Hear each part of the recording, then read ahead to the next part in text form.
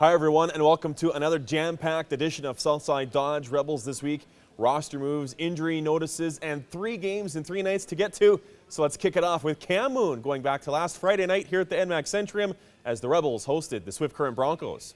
Kieran Paraco's back in the lineup tonight. Adam Cambite's back in the lineup tonight.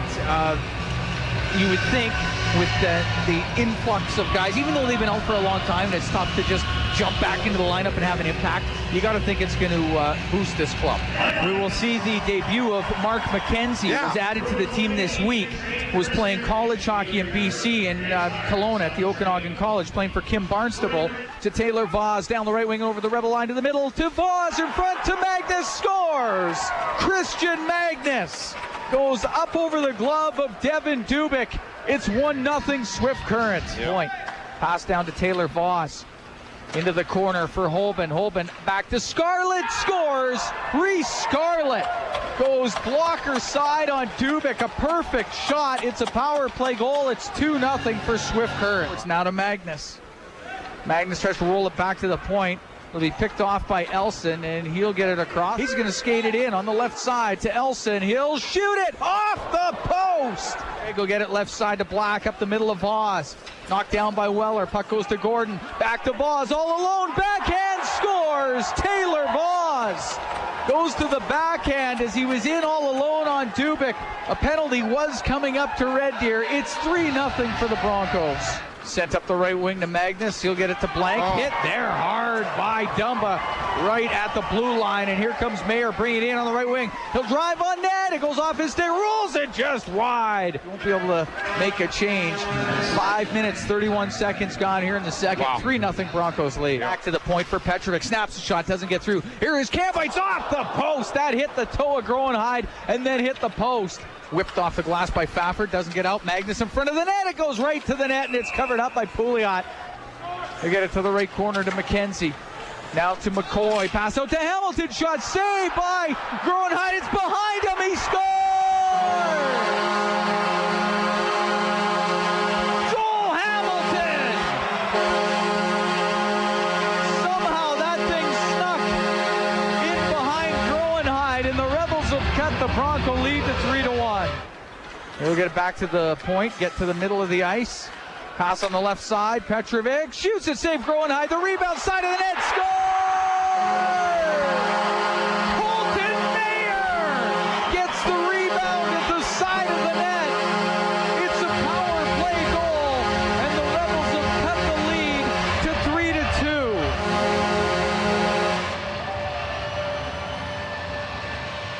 3-2. Mayer, he gets it on the right wing boards. He'll step out. He'll give it to Cambites in front to Mayer. Shot saved by Groenheid. Rebound, they're banging away, and Groenheid covers it up.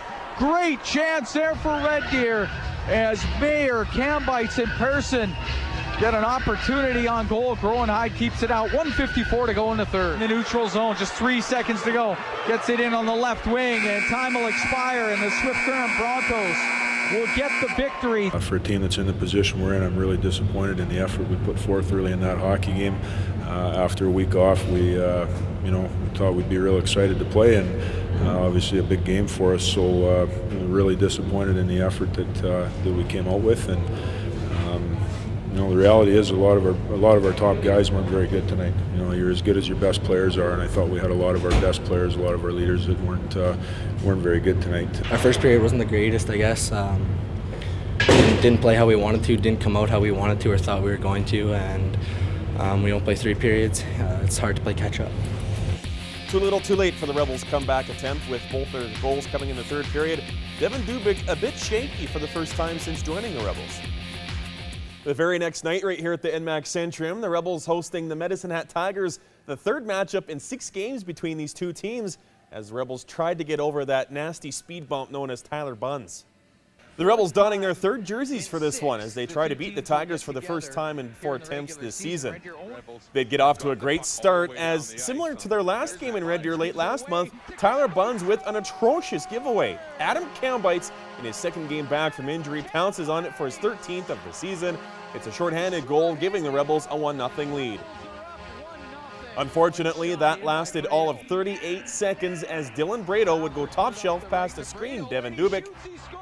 We saw it on Friday, and we saw it again Saturday as Matthew Dumba steamrolled Curtis Volk coming across the blue line. Coming into this one, Tyler Bunz was 16-3 all-time versus the Rebels in both regular season and playoffs, and it's no wonder why when he flashes leather like he does here on Justin Weller. Devin Dubik playing pretty darn good at the other end as well, here stopping Jaden Hart not once but twice. The rebound, Dubik got that too. Reese Dino wins a date with Joel Hamilton in this tilt. Oh, here we go. Dino's getting into it. Has dropped the mitts with Hamilton as those two have tied up. Hamilton's trying to get some rights free. Oh, he lands a solid right. Another point shot from Weller hits a body in front. Kambites gets the rebound, but he can't beat Bunz. But the big D-man's solid effort finally paid off in the second period. Kambites leading the short-handed rush feeds Weller with an absolute beauty of a pass. Justin rifles home his third of the season, giving the Rebels a 2-1 lead. They go looking for a third goal here as Corey Miette fires from a sharp angle, but once again, Bunz makes the stop. Emerson Edom, fresh from his appearance with USA at the World Juniors, is denied by Dubik. Still 2-1 Rebels in the third period. Dylan Brado gets a great scoring chance. Dubik makes the stop. Puck ends up flying over top of the Rebels net. Close call there. Dying minutes of the third period, and the aforementioned Edom takes a pass from Hunter Shinkarik, streaks in and scores his 32nd of the season, tying this game at 2, setting the stage for overtime. After the Rebels came up empty on a 4-on-3 power play, Edom completes the Tigers' comeback with the overtime winner, 2:16 into the extra frame. Ned Hatt continues its dominance over the Rebels. Frustrating end. It's an awful end of the hockey game. You know, it was a hard-fought game, and I thought we played well through a lot of the night. You know, our penalty kill did a great job. We had some guys that really paid the price that way and dug in when we needed them to. We had guys blocking shots and did a real good job on the penalty kill that way. And I thought we did a pretty good job in the third period of shutting them down, and then to give up what we did late in the game. I mean, it's a tough goal to give up there with a couple minutes left, but you're still fine, and then you go into overtime with a power play with an opportunity like that, and to not even get a shot on goal. It was, I mean, I don't know what to say. I thought it was an absolutely atrocious power play, and you rely on your top guys in that situation, and quite frankly, the power play seems to be a vacation right now. You know, we wonder why it's not creating anything, it's not getting anything. We got guys that refuse to shoot the puck. We got guys that want to do spin-arounds. We're soft on the puck. We don't battle for it. We get it. We just whack it to nobody. I mean, they got a better quality opportunity on a 4-on-3 power play than we did, and then the winning goal is just an absolutely soft, casual turnover that we talk about every single time we play against these guys. Once again, Tyler Bunz outstanding, making 32 saves on the night. Special teams hurt the Rebels as they squandered 4 power play opportunities. Even more bad news for the Rebels. Just as they were getting over their injury woes, Justin Weller falls awkwardly into the boards, injuring his wrist. But check this out. Weller stays on the ice, gutting it out, finishing his shift before leaving the game. Weller ended up breaking his wrist altogether and underwent surgery later that night. The Rebels will be minus the services of their 20-year-old blue liner for a minimum of 6 weeks. I knew there was something wrong with it, and I couldn't hold onto my stick, but you know, we were short-handed there, and I didn't want to leave the guys hanging, so I kind of stuck it out, and luckily the puck went out of play a few seconds after. So you know, it's you run on lots of adrenaline there, and you're kind of in shock. So I didn't feel a whole bunch of pain. It's a little disappointing to know that I'm probably going to be done for the rest of the year. You know, we finally got healthy there. Got all the guys back in the lineup, and you know, it's just kind of unfortunate what happened. So yeah, it's definitely a little disappointing. That's a huge loss, no question about it. 20-year-old defenseman, plays a lot of minutes for us. A big shutdown guy. You know, you don't replace that guy. So it's a big hole to fill, no question about it. A tough loss for us, but again, it's out of our control, and we have to fight through it and have other guys step up and pick up the slack. He's out long term here, so what the time frame is for his potential return, it's certainly going to be extended.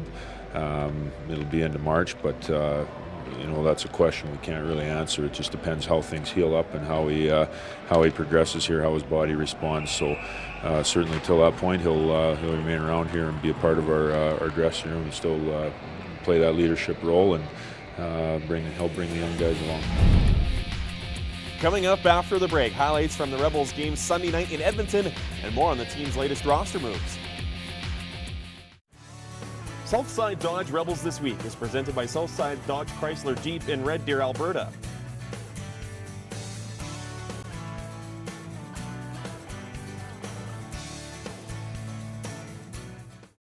Welcome back to the show. The Rebels wrapped up their 3 games and 3 nights weekend on Sunday by paying a visit to Rexall Place to take on the Edmonton Oil Kings. Oil Kings strike first as Jordan Peddle snaps one past Devin Dubik, making it 1-0, 4:14 into the first. Turner Elson gets knocked down, but still feeds John Person. He ties it 1-1 just 29 seconds later.